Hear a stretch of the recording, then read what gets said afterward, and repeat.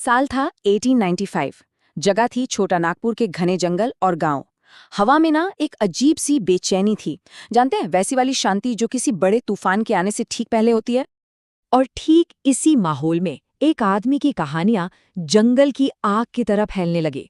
लोग कानाफूसी कर रहे थे कि उसके पास चमत्कारी शक्तियां हैं। सोचकर देखिए, वो ये दावा कर रहा था कि वो हर बीमारी का इलाज कर सकता है और मुट्ठी भर अनाज को इतना बढ़ा सकता है कि पूरे गांव का पेट भर जाए। उसने तो ऐलान ही कर दिया था कि उसे खुद भगवान ने भेजा है, लोगों की तकलीफें दूर करने, उन्हें बचाने के लिए। आखिर कौन था ये इंसान? और ये दीकू, ये कौन लोग थे? वो कैसे बाहरी शैतान कहता था जिनकी गुलामी से वो अपने लोगों को आज़ादी दिलाने का वादा कर रहा था। नमस्कार, विभूति एकेडमी में आपका स्वागत है। आज हम इसी रहस्यमयी कहानी और इसके पीछे के इतिहास की गहराई में जाएंगे। उस आदमी का नाम था बिरसा, और उसकी कहानी को, उसके विद्रोह को समझने के लिए हमें पहले उसकी दुनिया को समझना होगा। तो चलिए समय में पीछे चलते हैं, उस दुनिया में जहां बिरसा ने अपनी आंखें खोली थी। एक ऐसी दुनिया जहां जंगल बस पेड़ पौधों का झुंड नहीं था, बल्कि वही उनका पूरा ब्रह्मांड था। ये कहानी है अंग्रेजों के आने से ठीक पहले के आदिवासी भारत की। देखिए, सबसे पहली बात जो हमें समझनी है वो ये कि आदिवासी कोई एक जैसा समूह नहीं था। 19वीं सदी तक पूरे देश में ये समुदाय बहुत ही अलग अलग तरीकों से जी रहे थे। कुछ लोग झूम खेती करते थे, कुछ शिकारी और संग्राहक थे, मतलब उनका पूरा जीवन जंगल पर ही निर्भर था। कुछ पशुपालक थे जो मौसम के हिसाब से अपने जानवरों के साथ एक जगह से दूसरी जगह जाते थे, और कुछ ऐसे भी थे जिन्होंने एक जगह टिककर खेती करना शुरू कर दिया था। तो चलिए एक एक करके इनके जीने के तरीकों को करीब से देखते हैं। तो सबसे पहले बात करते हैं झूम खेती की, जिसे हम घुमंतू खेती भी कहते हैं। इनका तरीका बड़ा ही अनोखा और प्रकृति से जुड़ा हुआ था। ये लोग क्या करते थे कि जंगल का एक छोटा सा हिस्सा चुनते थे, फिर पेड़ों की ऊपरी टहनियों को काट देते थे ताकि धूप सीधे जमीन तक पहुंच सके। इसके बाद नीचे की सारी घास फूस और वनस्पति को जला देते थे, और यहीं पर असली जादू होता था। जलने के बाद जो राख बचती थी ना, वो मिट्टी के लिए एक शानदार खाद का काम करती थी। इस राख में पोटाश होता था जो मिट्टी को फिर से जिंदा कर देता था। फिर वो कुदाल से जमीन को हल्का हल्का खुरचकर बीज बिखेर देते थे, और जो फसल तैयार हो जाती और कट जाती तो वो उस जगह को छोड़कर आगे बढ़ जाते थे। उस जमीन को कई सालों के लिए पड़ती छोड़ दिया जाता था।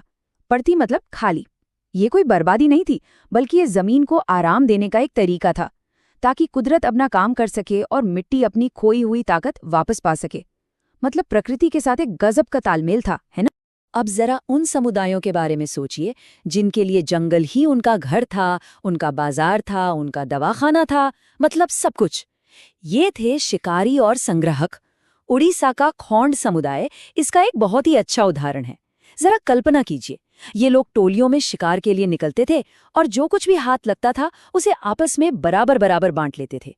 उनका पूरा जीवन जंगल से मिलने वाली चीजों पर ही चलता था।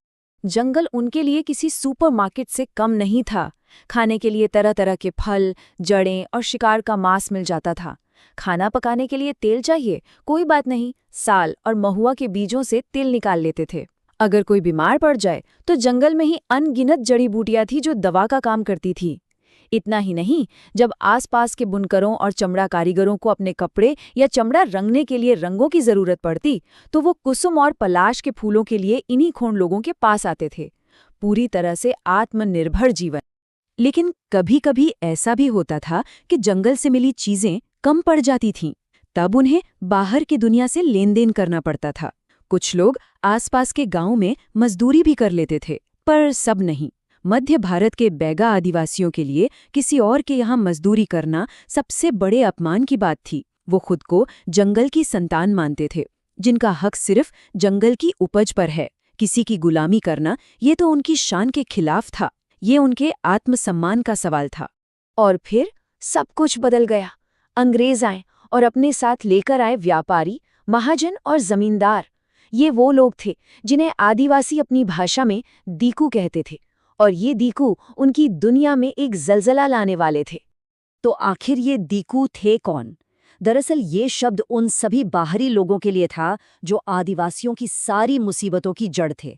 इसमें वो सूदखोर महाजन थे जो उन्हें कर्ज के जाल में फंसा लेते थे। वो व्यापारी थे जो उनकी मेहनत की उपज को कौड़ियों के दाम पर खरीदते थे। और इन सब में सबसे बड़े दीकू थे अंग्रेज सरकार, जिनके नए नए कानून उनकी पूरी जीवन शैली को ही तबाह कर रहे थे। इस बदलाव का सबसे पहला और गहरा असर पड़ा आदिवासी मुखियाओं पर। सोचिए, अंग्रेजों के आने से पहले ये मुखिया अपने कबीले के राजा होते थे। उनके पास आर्थिक ताकत थी, अपने पूरे इलाके पर उनका नियंत्रण था, उनकी अपनी पुलिस होती थी और नियम भी वही बनाते थे। लेकिन अंग्रेजों ने आते ही सब कुछ छीन लिया। उनकी सारी प्रशासनिक शक्तियां खत्म कर दी गईं। उन्हें कहा गया कि ठीक है, जमीन पर तुम्हारा मालिकाना हक रहेगा, लेकिन शासन हमारा चलेगा, हमारे नियम चलेंगे। अब मुखिया को अंग्रेज अधिकारियों को नजराना देना पड़ता था, उनके एजेंट के तौर पर अपने ही लोगों को अनुशासित करना पड़ता था। मतलब जो इज्जत, जो ताकत उनकी पहचान थी, वो रातों रात खत्म हो गई। और फिर आया वो कानून जिसने आदिवासियों की दुनिया की नींव ही हिलाकर रख दी, नए वन कानून। असल में ये सोच का टकराव था। अंग्रेजों के लिए जंगल का मतलब था कीमती लकड़ी, यानी टिम्बर, एक बिजनेस। लेकिन आदिवासियों के लिए जंगल उनकी माँ थे, उनका घर था। अंग्रेजों ने ऐलान कर दिया कि सारे जंगल अब सरकार की संपत्ति हैं। उन्होंने सबसे अच्छे जंगलों को आरक्षित वन यानी रिजर्व फॉरेस्ट घोषित कर दिया, और इन आरक्षित जंगलों में आदिवासियों के आने जाने पर ही पाबंदी लगा दी गई।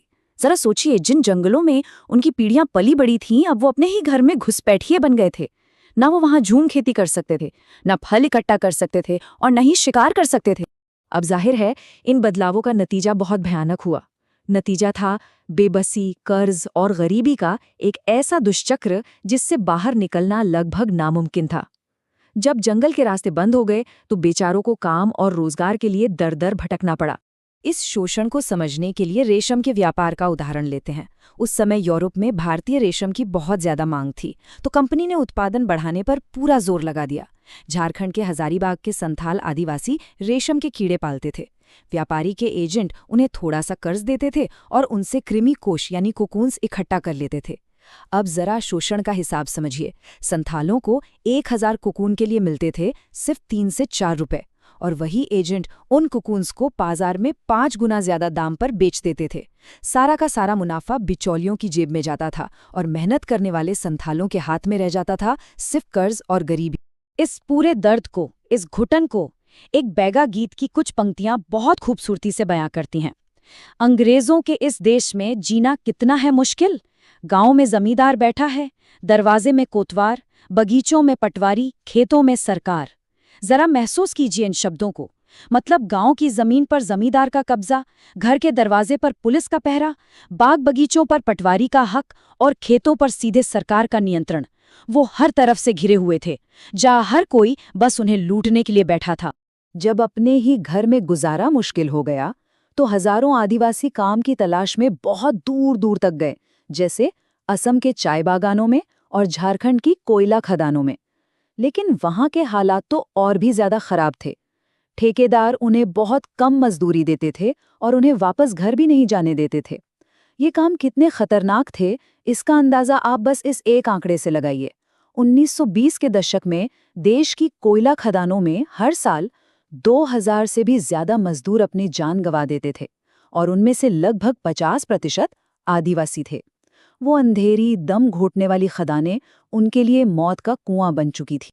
और इसी जुल्म, अन्याय और निराशा के घने अंधेरे से एक उम्मीद की किरण निकली। वो आदमी जिसका जिक्र हमने कहानी की शुरुआत में किया था, बिरसा मुंडा। उसका जन्म एक मुंडा परिवार में हुआ था। बिरसा ने अपने लोगों के इस दर्द को, इस शोषण को बचपन से देखा था, और वो इस पूरी व्यवस्था को जड़ से उखाड़ फेंकना चाहता। देखिए, बिरसा की सोच एक दिन में नहीं बनी थी। वो अपने आसपास जो भी देख और सुन रहा था, उससे सीख रहा था।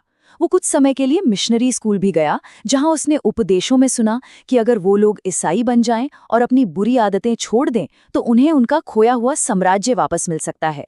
बाद में वो एक जाने माने वैष्णव प्रचारक के संपर्क में भी आया। वहां उसने शुद्धता और दया का महत्व सीखा और जनेऊ भी धारण किया।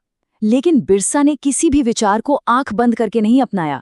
उसने इन सभी अलग अलग विचारों को लिया और उन्हें अपनी मुंडा परंपराओं के साथ मिलाकर अपने लोगों के लिए एक बिल्कुल नया रास्ता बनाया, एक नया आंदोलन खड़ा किया। बिरसा अपने लोगों से एक स्वर्ण युग का, एक सतयुग का वादा कर रहा था। एक ऐसा सुनहरा दौर जब मुंडा लोग दीकों के जुल्म से पूरी तरह आजाद होंगे। उसका ये सपना सिर्फ कोई मीठी बात नहीं थी, बल्कि ये उनके हर दर्द का इलाज था। उसने कहा कि मुंडा अपनी जमीन पर फिर से खेती करेंगे, वो कुदरती झरनों को काबू में करेंगे, बांध बनाएंगे, पेड़ और बाग लगाएंगे। वो एक ऐसा समाज बनाना चाहता था जहां सब लोग ईमानदारी और शांति से रहेंगे, कोई किसी का दुश्मन नहीं होगा। ये एक खोए हुए गौरवशाली अतीत को वापस लाने का एक बहुत ही शक्तिशाली सपना था। आपको ये भी जानना चाहिए कि बिरसा का आंदोलन कोई अकेली घटना नहीं थी। ये उस बहुत लंबी लड़ाई का एक हिस्सा था जो पूरे भारत के आदिवासी समुदाय अंग्रेजी शासन और दीकुओं के खिलाफ लड़ रहे थे। जब शोषण और अन्याय सारी हदें पार कर गया तो उन्होंने हथियार उठा लिए। बिरसा के इस महान आंदोलन को उलगुलान के नाम से जाना गया, जिसका मतलब होता है महान हलचल। और विद्रोह की ये आग सिर्फ छोटा नागपुर तक ही नहीं थी। 1831-32 में कोल आदिवासियों ने बगावत की, 1855 में संथालों का विद्रोह हुआ, 1910 में मध्य भारत में बस्तर विद्रोह हुआ और 1940 में महाराष्ट्र में वर्ली विद्रोह। बिरसा का उलगुलान इसी शानदार संघर्ष की एक बहुत ही मजबूत कड़ी थी। ये सब अपनी जमीन, अपनी संस्कृति और अपने आत्मसम्मान को बचाने की एक ही लड़ाई के अलग अलग मैदान थे। तो ये थी कहानी आदिवासियों की, दीकुओं की और एक स्वर्ण युग के सपने की। बिरसा मुंडा का संघर्ष हमें ये याद दिलाता है कि इतिहास सिर्फ बड़े बड़े राजाओं और साम्राज्यों का नहीं होता, बल्कि ये जमीन, जंगल और आत्मसम्मान के लिए लड़ी गई लड़ाइयों से भी बनता है। चलिए अब आज की चर्चा पर आधारित एक सवाल। क्या आप बता सकते हैं कि बिरसा मुंडा ने अपने आंदोलन के प्रतीक के रूप में किस रंग के झंडे का इस्तेमाल किया था? इसका जवाब नीचे कमेंट सेक्शन में लिखकर बताइए। वीडियो पसंद आया तो लाइक एंड सब्सक्राइब करके ऑल नोटिफिकेशन ऑन कीजिए ताकि हमारा वीडियो सबसे पहले आप तक पहुंचे। Thank you.